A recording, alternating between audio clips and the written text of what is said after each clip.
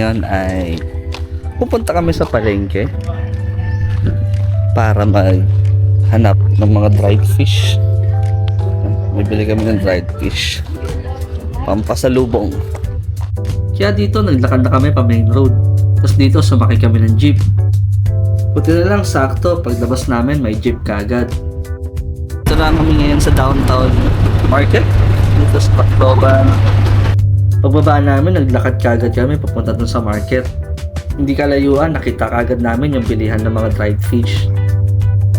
Maraming choices dito and mura lang din. Sa sobrang dami nga, umabot na kami ng 1 oras mamili. After mamili, ito, naghintay ako at sumakay kagad kami ng jeep pa uwi. Pagbaba ng jeep, nakasakay kagad kami ng tricycle papasok ng aming accommodation. After umuwi, ayun, nag-ayos kagad kami kasi ito, papunta na kami sa airport. Pero bago yun, ayan, nung nag-ayos muna kami ng mga gamit at ito si Kuya Rusty. Ayan, magaling na driver namin yan. Ito, kakain muna kami kasi gutom na ang lahat. Dito kami sa Jollibee kumain. Sarap na mga pagkain. Iba talaga ang Jollibee. Pagkatapos kumain, dumiretso na kami kagad sa airport. At dahil sa safe travel namin, gusto kong pasalamatan. Yan o, si Kuya Rusty. Sobrang lupit mag-drive at sobrang bilis. Pero quality. Pagbaba, inayos na kagad namin yung mga gamit namin. Ngayon sa airport, nakapasok na kami. Nakapag-check-in na rin ng mga luggage. Hinihintay na lang namin ng aming time. Ang ating flight is around 2 PM pero as of now 11:48 tayo ngayon. So, waiting na lang para sa flight. At lalarga na tayo pabalik ng Maynila. Hi! Hi! Kapaalis na kami ng Tacloban.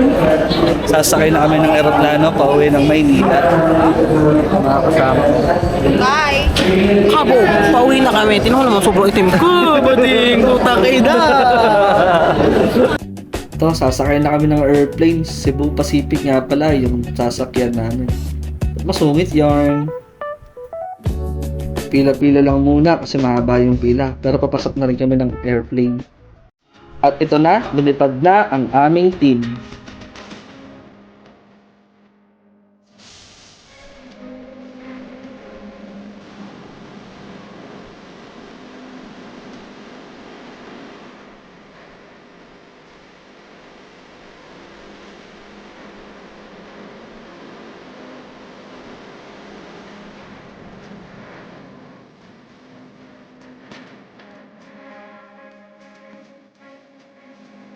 Maraming salamat at nakarating kami sa Maynila ng ligtas at payapa.